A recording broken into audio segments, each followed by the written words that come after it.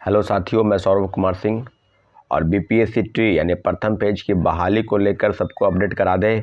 कई ऐसे साथी हैं जो ये चाहते हैं कि वो पिटिशनर बने और कोर्ट के संबंध में जो रिगार्डिंग जो पिटिशन फाइल हो रहा है माननीय उच्च न्यायालय में, उसके लिए कल यानी 9 तारीख, कल नहीं परसों 9 तारीख को 9 जनवरी 2023 गांधी मैदान गांधी मूर्ति के पास जो 5 जनवरी को बैठक बुलाई गई थी, वैसे ही बैठक 9 जनवरी को बुलाई जा रही है।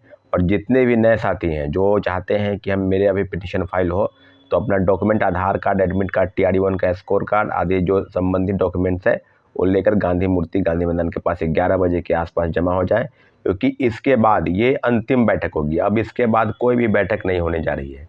जितने भी साथी मेरी बातों को सुन रहे हैं या दूसरे प्रदेश के हैं, क्योंकि 2 दिन 3 दिन का समय है, 7, 8, 9 को बैठक है, तो सभी लोगों से आग्रह है कि अगर आप चाहते हैं, क्योंकि इसके बाद अब कोई बैठक नहीं होगी, अब कोर्ट के अंतिम प्रक्रिया में हम लोग हैं, सिग्नेचर कराकर वकालतनामा पर, और हम लोग जो है प्रक्रिया में बच जाएंगे। जो पहले पिटिशनर बने हैं वे अगर चाहते हैं इस बैठक में आना, तो वे भी इस बैठक में आ सकते हैं, क्योंकि अब प्रक्रिया के अंतिम स्वरूप में है हम लोग।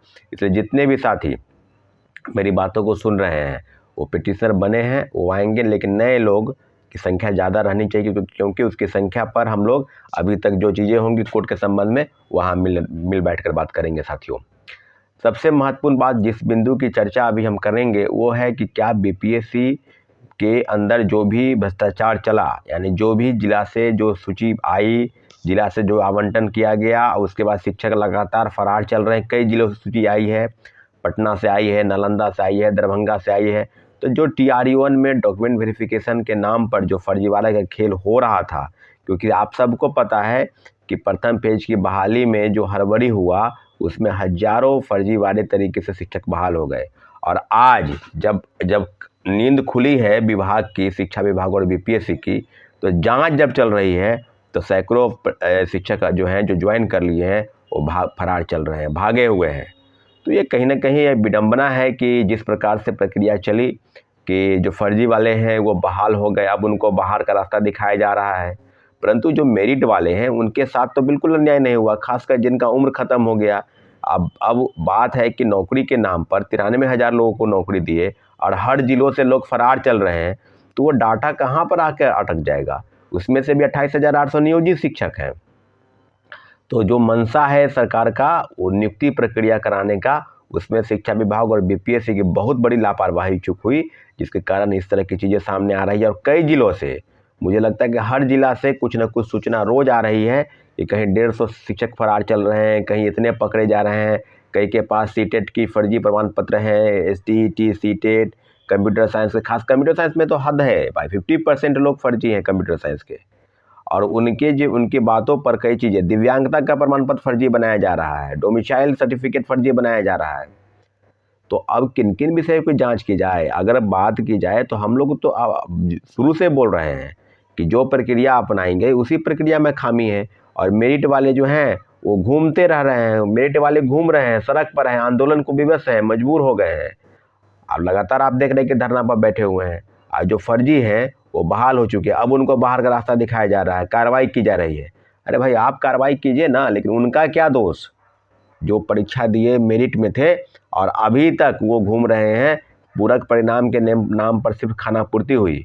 और सेकेंड फेज की बहाली में भी यही बात हो रही है कि 14,700 रिजल्ट देंगे, और वहाँ भी खानापूर्ति अगर हुआ तो वो भी जो इंतज़ार कर रहे हैं कि मुझे मेरा रिजल्ट आ जाएगा, तो वो उनके मन में भी कई सवाल हैं। इसलिए सभी से आग्रह है कि एक साथ मजबूती के साथ सब विषयों पर लड़ा जाए।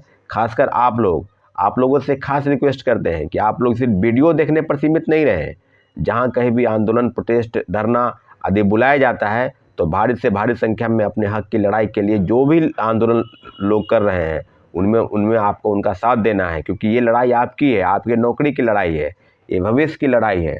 और अगर आप यहाँ पर चूक जा रहे हैं, प्रथम पेज की बहाली में भी कई चीज़ें सामने आई, सेकेंड फेज की बहाली में भी गड़बड़ियाँ सामने आएंगी ही, आ ही रही है। तो अब चीज़ों पर बिल्कुल डाल मुटल करने की ज़रूरत नहीं है, क्योंकि जो चीज़ें हुई बिहार में उसके लिए डोमिसाइल नीति एक बहुत बहुत बड़ा कारण था, जिनको पहले लागू था फिर हटाया गया। उसके बाद महिलाओं के आरक्षण के संबंध में कहा जाए तो 35% आरक्षण बिहार के मूल कोटि के निवासियों को होनी चाहिए, जिसका पालन नहीं किया गया और दूसरे प्रदेश की महिला उसमें शामिल हो गई। विकलांगता यानी दिव्यांग का सर्टिफिकेट फर्जी बनाकर लोग नौकरी कर रहे हैं। कई लोग डोमिसाइल सर्टिफिकेट बनाकर कर रहे हैं। तो कई चीज़ें बिल्कुल अब सामने आ गई है कि प्रथम पेज की बहाली से लेकर और दूसरे पेज की बहाली में भी फर्जीवाड़ा का अंबार है। जिलों से सूची आएगी उसको लेकर जो भी घमासान मचा है, उसके लेकर हम इतना ही कहेंगे कि जो गलती हुई है उसी गलती का खामियाजा शिक्षक अभ्यर्थी भुगत रहे हैं। इसलिए साथियों, कोर्ट केस की तैयारी के संदर्भ में 9 जनवरी को एक महत्वपूर्ण बैठक बुलाई गई है गांधी मैदान गांधी मूर्ति के पास। उस दिन सभी को आना है। जो पिटिशनर बने हैं उनको आना है, और जो पिटिशनर नहीं बने हैं, खासकर जो नहीं बने हैं उनके लिए काफ़ी महत्वपूर्ण है, क्योंकि जो चीज़ें हम जो पिटिशनर बन चुके हैं उनके लिए हम अलग से 1-2 दिन का समय देंगे। लेकिन जो नए पिटिशनर बने हैं, जो बनना चाहते हैं, वो अपना पूरा डॉक्यूमेंट लेकर 9 जनवरी के दिन आ जाएं, क्योंकि अब ये अंतिम बैठक है। इसके बाद अब बैठक नहीं होगा। अब हम कोर्ट के संबंध में फाइलिंग की तैयारी कर रहे हैं साथियों।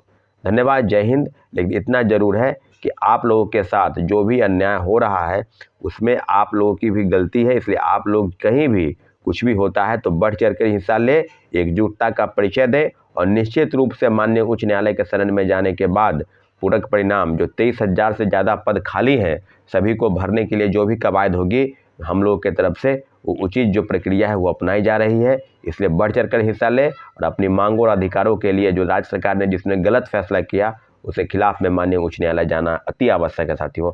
धन्यवाद, जय हिंद।